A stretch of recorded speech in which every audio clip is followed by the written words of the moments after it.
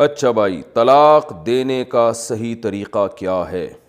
ایک لڑکی اپنے شوہر کی اجازت کے بغیر گھر والوں کی غیر موجودگی میں اپنے ماں باپ کو بلا کر ان کے ساتھ 1-2 سال کی بچی کو لے کر چلی گئی، ساتھ میں تمام زیورات، نقدی وغیرہ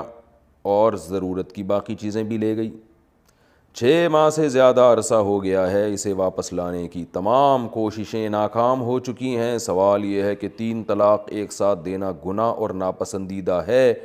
تو اس کو طلاق دینے کی کیا صورت ہوگی؟ سبیحہ اصغر۔ دیکھیں، جو لڑکی اپنے شوہر کی اجازت کے بغیر گھر والوں کی غیر موجودگی میں اپنے والدین کو بلا کر پتلی گلی سے نکل گئی ہے، میں تو یہی کہوں گا، تو سب سے پہلے تو کوشش یہ کرنی چاہیے جو قرآن مجید نے طریقہ بیان کیا ہے کہ فعظوہن، زوجہ کو آپ نصیحت سے سمجھائیں، اور ان خفتم شقاق بینہما، آپس میں اگر اختلاف ہو رہے ہیں، یہ تو شقاق کی صورت ہے نا، بہت معاملہ آگے بڑھ چکا ہے کہ بالکل ہی یعنی عملی طور پر الگ ہی ہو گئی ہے، تو یہ شقاق ہے، جھگڑا ہے، تو اس میں قرآن نے حکم دیا ہے فبعثوا حکما من اہلہ وحکما من اہلہا،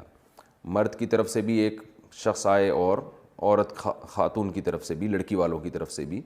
تو لڑکی والوں کو چاہیے کہ ایک بندہ بیٹھے ان کی طرف سے آئے اور دیکھیں اس لڑکی کو اپنے شوہر سے کیا شکایت ہے، ہو سکتا ہے معقول شکایت ہو، میاں کا رویہ ایسا ہو کہ جس کی وجہ سے وہ گھر سے بھاگنے پر مجبور ہوئی ہے، تو دونوں خاندان کے افراد بیٹھ کر کوشش کریں آپس میں صلح و صفائی کی، جس کی غلطی ہو اس کو محبت سے سمجھایا جائے، بھائی اپنی غلطی سے رجوع کریں۔ تو یہ کوشش بھی ناکام ہو جائے تو پھر اس صورت میں ہے کہ علیحدگی کا راستہ ہے، تو علیحدگی کا راستہ یہ ہے کہ 3 طلاقیں اکٹھی نہ دی جائیں، یہ تو جائز نہیں ہے۔ تو مرد کو چاہیے ایسی صورت میں جب صلح کی تمام کوششیں ناکام ہو جائیں، یہ پھر میں کہہ رہا ہوں اس میں جلد بازی نہیں کرنی چاہیے، بعض دفعہ میاں بیوی میں لڑائی ہوتی ہے کہ 1-2 سال تک جھگڑے چلتے رہتے ہیں، دوبارہ پھر وہ ایسا ملتے ہیں کہ وہ ایسا لگتا ہے کبھی یہ علیحدہ ہوئے ہی نہیں تھے، تو اس لیے اس میں جلد بازی نہیں کرنی چاہیے۔ ان ابغض الحلال الی اللہ الطلاق، نبی صلی اللہ علیہ وسلم نے فرمایا حلال چیزوں میں سب سے زیادہ ناپسندیدہ اللہ کو طلاق لگتی ہے، تو کوشش کریں جوڑ پیدا کرنے کی جتنا ہو سکے۔ پھر بھی آپ سمجھتے ہیں کہ نہیں ہے تو پھر 1 طلاق دی جائے، اور پاکی کی ایام میں۔ طلاق کا صحیح طریقہ یہ ہے کہ جب عورت مینسز سے پاک ہوتی ہے تو شوہر اس سے ہم بستری نہ کرے اور 1 طلاق دے دے اور بس اس کو اس حال پہ چھوڑ دے، دوسری نہ دی جائے، نہ تیسری دی جائے۔ تو 3 مینسز جب گزریں گے خاتون کے تو نکاح ختم ہو جائے گا، وہ کہیں اور چاہیں نکاح کر سکتی ہیں، آپ کہیں اور چاہیں نکاح کر سکتے ہیں، اور اگر دونوں کا آپس میں دوبارہ خیال آ جاتا ہے جوڑ کا تو دوبارہ جب چاہیں نکاح کر لیں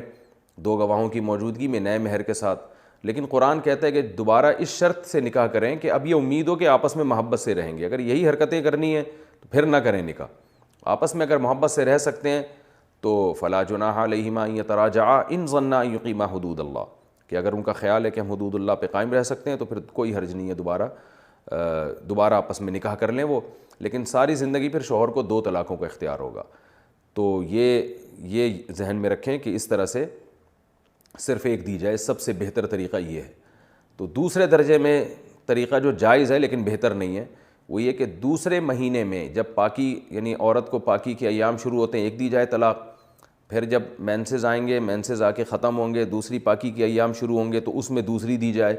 پھر تیسرے مہینے میں تیسری دی جائے۔ تو یہ بھی جائز ہے مگر بہتر نہیں ہے، سب سے بہتر وہی طریقہ ہے جس پہ صحابہ کا عمل تھا۔ مصنف ابن ابی شیبہ کی، مصنف عبدالرزاق کی روایت ہے کہ صحابہ اسی طریقے کو سب سے افضل سمجھا کرتے تھے، اور اس پر پوری امت کا اجماع ہے کہ سب سے افضل طریقہ یہی ہے۔